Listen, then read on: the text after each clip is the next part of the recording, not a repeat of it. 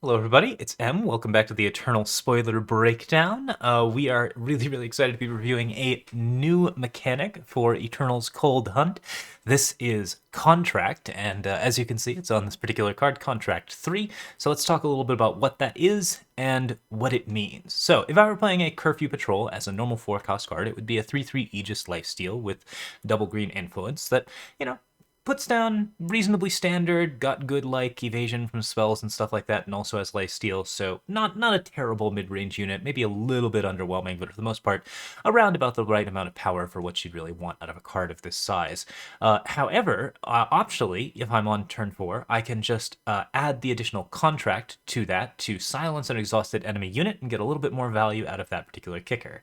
Now, here's the thing. The contract can be paid even if I don't have the power available to pay it right now. So while this is an additional cost on top of what you are already paying, so if I had 7 power and I played the Curfew Patrol and chose to use the contract, I'd use all 7 power.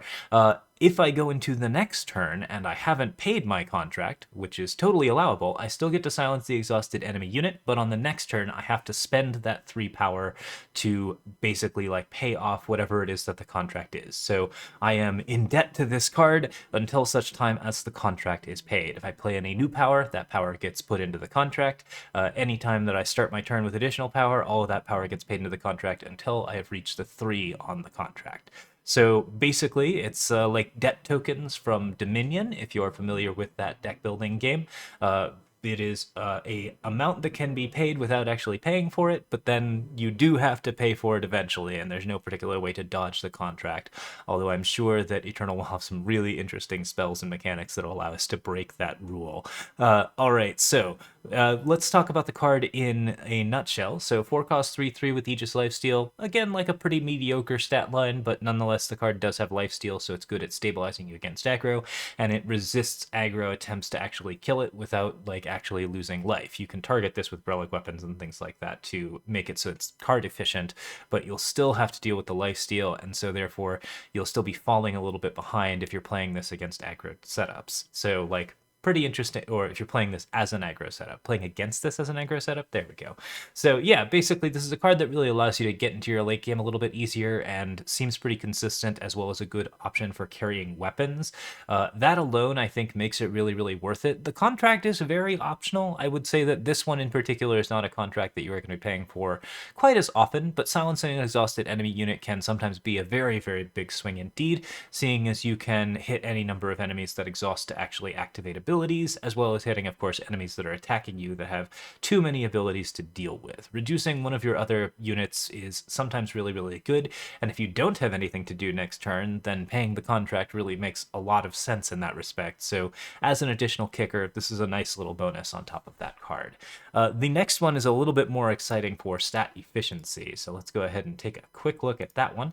This one is Beyond Fear. It's a 1-cost shadow card, and it gives a unit +4 strength this turn. Now, this one's notable because A, it's a fast spell, which is quite powerful, and B, it's the only fast spell that I know of that actually deals 4 damage in 1 power.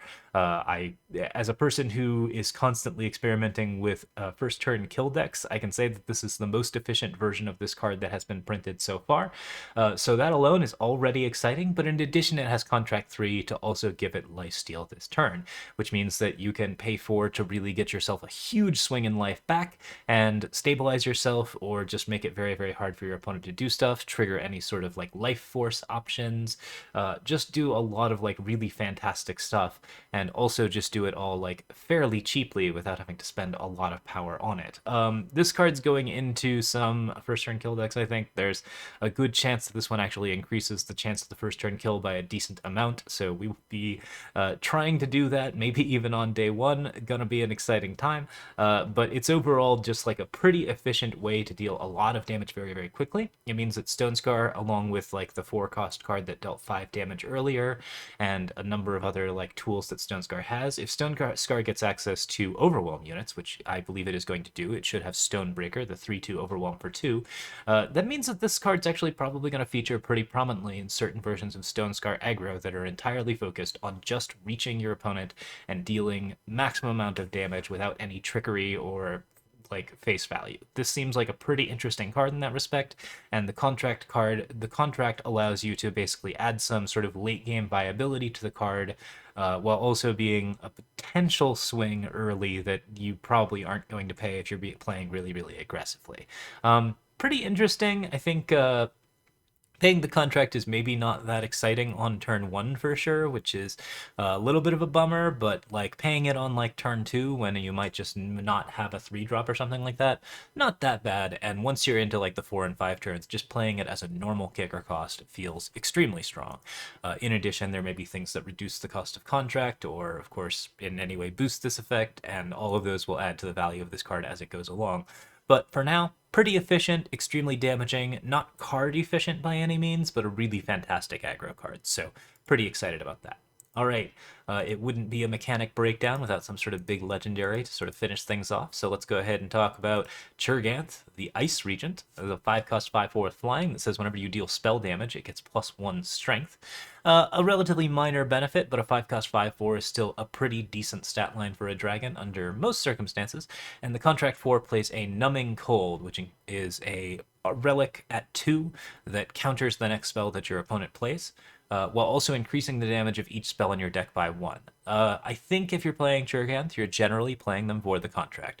Being able to slam this card at 5 without paying the contract and just have a nice efficient flyer will occasionally be relevant, and sometimes like you are going to be just in a situation where it just doesn't make sense to play for the long game, or you just aren't going to need that numbing cold, or you really really really really have to play something on the next turn. In those cases, like, you're not going to be paying that contract, but I think this is one of the ones where instead of the contract being a really nice optional kicker, the contract is going to be the goal of the build around, and being able to optionally not play it is just going to be a really nice side benefit. Regardless, this card gets pretty big in the air. It's flying, so it's got a lot of reach already, and then it also combos with spell damage, which means that it's another great way to finish off your opponents. There's a lot of like really, really interesting reach cards that have been previewed so far. Like, you've just got a lot of options to make sure that you are dealing damage directly to your opponent's face without necessarily interacting with their units quite as much, and that's pretty exciting. And combined with the Numbing Cold, Churganth Ice Regent becomes quite a bit more flexible, not flexible, resistant. It is just a lot more capable of surviving the turns that it needs to actually get that attack across and deal the damage that you want it to deal. I think that basically on 5, this card's very likely to stick around for at least one turn, which enables you to get a lot of interesting dragon synergies, do some direct damage to your opponent's face, set up some actual like interesting spell damage combos where you can actually get Churganth to get even more damage to your opponent's face. Basically, the Numbing Cold just buys you a decent amount of time, and while you do have to pay for the contract and probably aren't going to have a lot of additional action on your next turn, you might still be able to pay for some like small 2-cost option that can then create some really fantastic available choices. So it's pretty interesting. Also, notably, this card is titled a hero, something I didn't mention previously, but since they are alluding to heroes clearly being important in the next set, there's the possibility we might see some kind of commander format. I was noticing that in the comments as well, and like, yeah, that seems fairly obvious as an option since Heroes Rise was available. We're pure speculation at this point, but I'm really excited if that ends up being the case, so we'll see how that goes. Regardless, this is a pretty exciting legendary with some pretty exciting things going on, and the contract mechanic seems like it's going to be a lot of fun. Debt and Dominion is a pretty interesting mechanic overall. This could be something where you really end up in like some cool situations. I am curious if there's going to be, say, griefer cards to extend people's contracts. I am curious if there's going to be cards to reduce the cost of contracts or to like get benefits when you actually pay for contracts. I am curious if contracts can be spent in unusual ways, or if there's like cards that will just pay for the contracts for you.